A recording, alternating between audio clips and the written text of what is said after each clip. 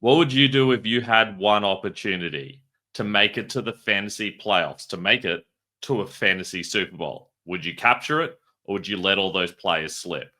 Well, I'm not going to rap because I'm not Eminem and I don't have 80 seconds to rap during a Thanksgiving game, but I can help you with all your waiver wire additions for week 14 on the fantasy first down.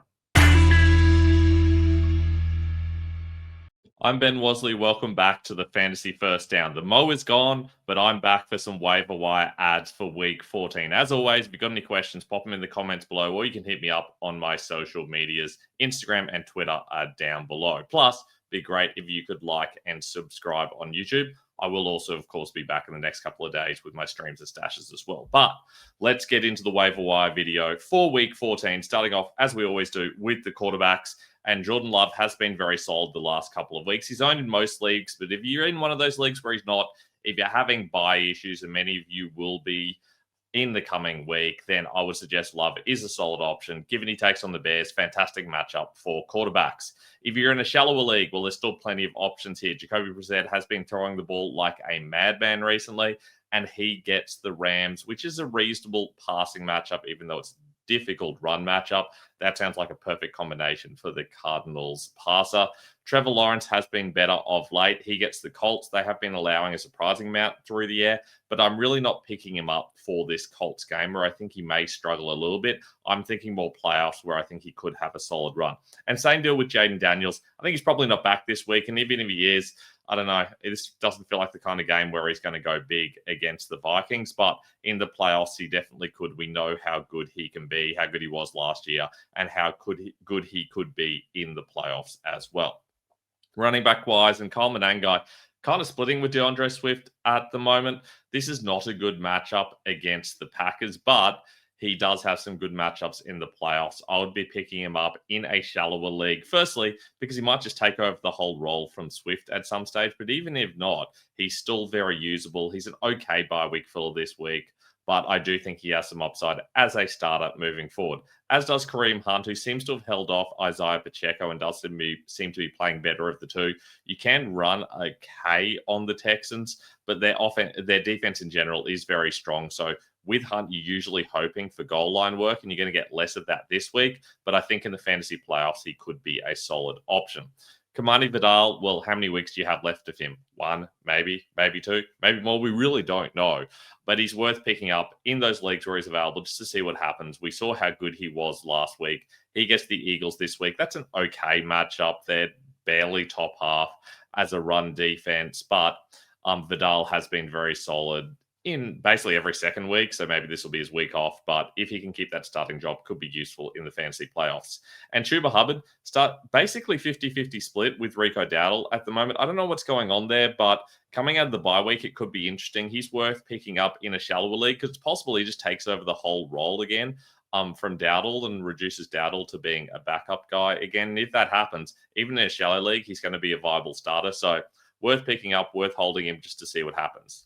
Going a little bit deeper, and Devin Neal, once again, still starting for the Saints. I suspect he might be for a little while. No reason for them to rush Kamara down, and they may even shut him down. There was always a concern about whether Taysom Hill will be taking carries. As it turns out, it was Evan Hull, which I don't think anyone saw coming. In that case, I would be holding on to Neal in a deeper league, especially because this matchup against the Bucs is pretty solid. Devin Singletary is interesting, especially because Tyrone Tracy appears like he may possibly be injured. I'm recording this very soon after their game, so I don't really know what's going on with the Giants starter, but Singletary's getting all the goal line work, so in the right matchup, he can be quite valuable. He has a low floor, but he also has a solid ceiling because he's going to get touchdowns a lot of weeks. Chris Rodriguez, likewise, you really do want touchdowns from him. He doesn't get a lot of passing work, but we saw a lot more of him and a lot less of JCM this week, and that's good for Rodriguez. This isn't going to be a good matchup for him against the Vikings, but he is worth picking up in a deeper league if you're looking for a starter. And Zonovan Knight, I mean, he's been pretty average in general, but he was solid this week. Can he do it against the Rams? I think probably not. Is he going to get another opportunity, or is Trey Benson eventually going to come back? I don't know. If Benson comes back, obviously Knight loses his value entirely. But if there's no Benson into the fantasy playoffs, then he does have some opportunities, even though he is my least favorite of the starting pickups. And there's way more upside with these guys. These should be owned in every single league. It doesn't matter how shallow or deep the league is.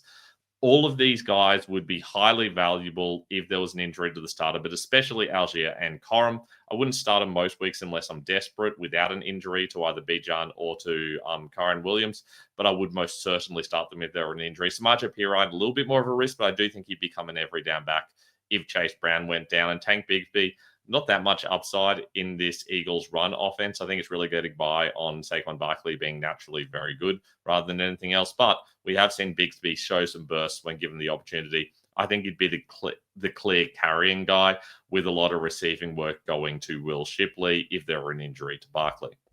Wide receivers and Terry McLaurin came back with a bang. I did not see that coming against a good Broncos defense.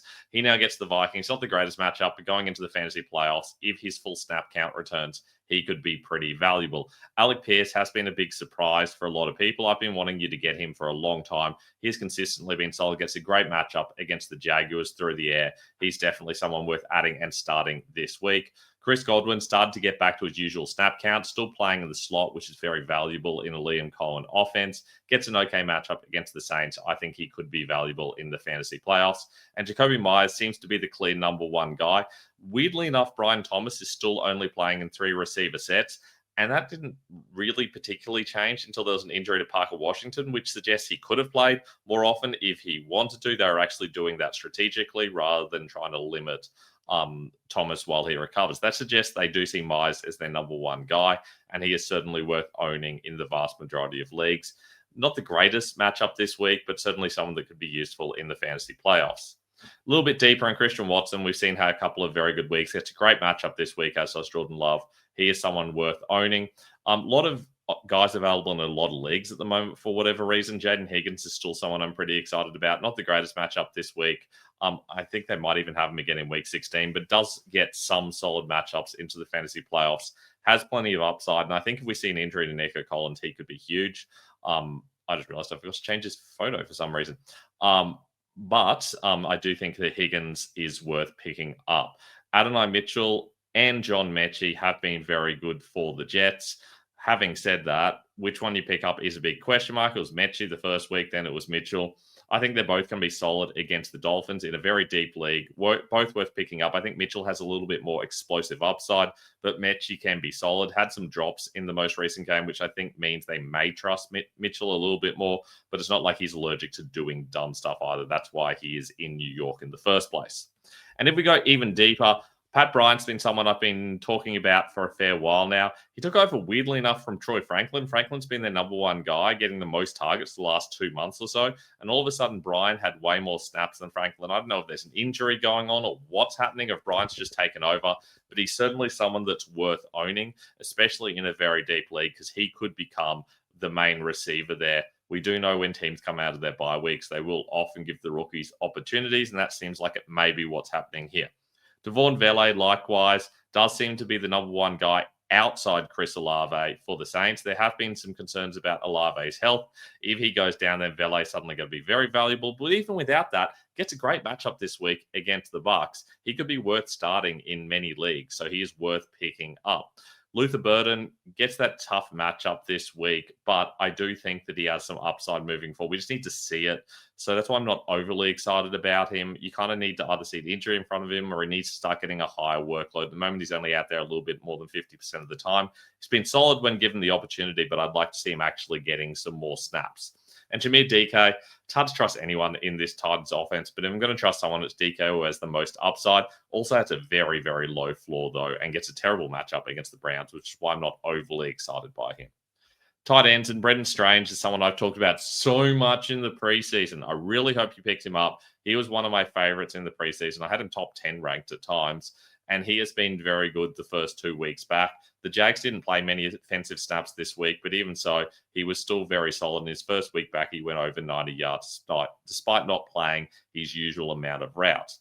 For that reason, Strange is one of my favorite pickups moving forward into the fantasy playoffs. Juwan Johnson, I've harped on about all season as well. He remains a solid option in those leagues where he's available. He should be very good this week.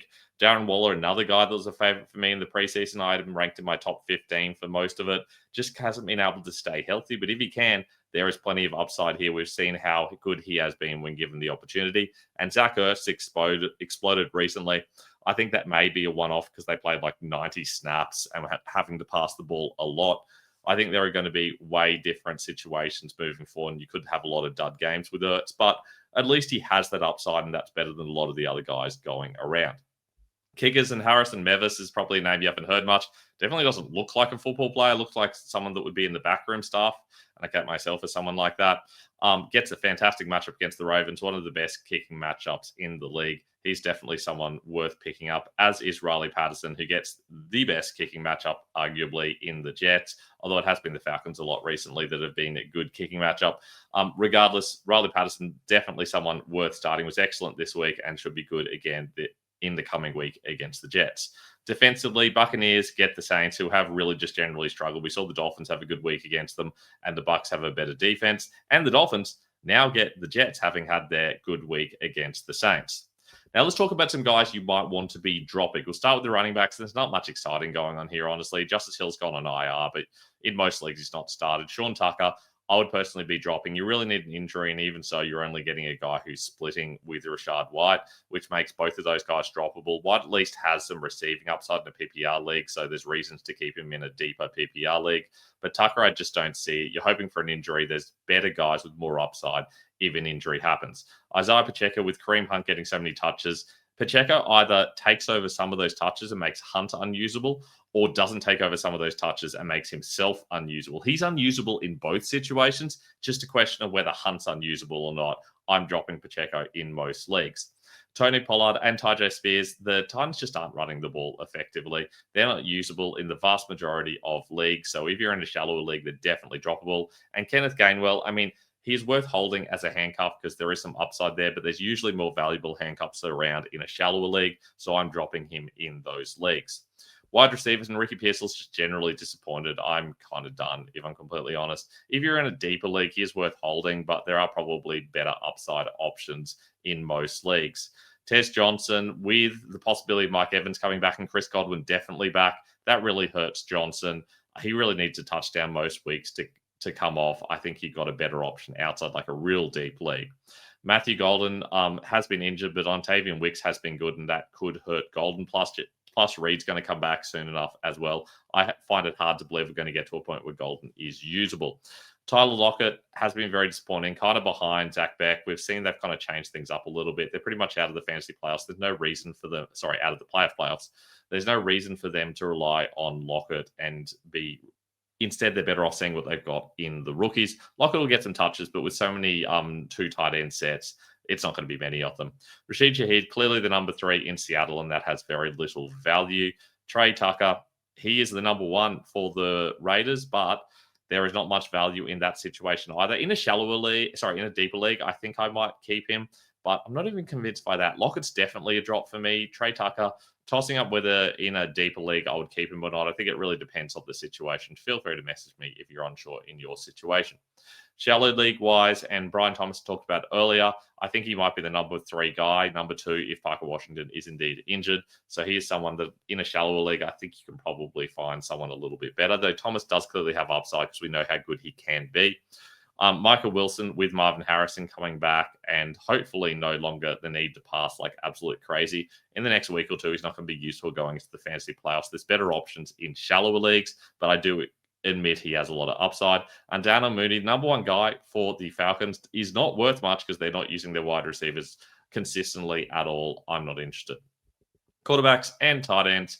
Joe Flacco obviously not the starter anymore. Sam Darnold has been awful for the most part. They're just not needing to pass too much, and when they do, he is not doing much for fantasy. And Caleb Williams in a shallower league, he's just got an awful set of matchups. I think it's more the issue. All difficult passing matchups moving forward. You can probably find a better quarterback. You're not going to get much out of him for the rest of the season.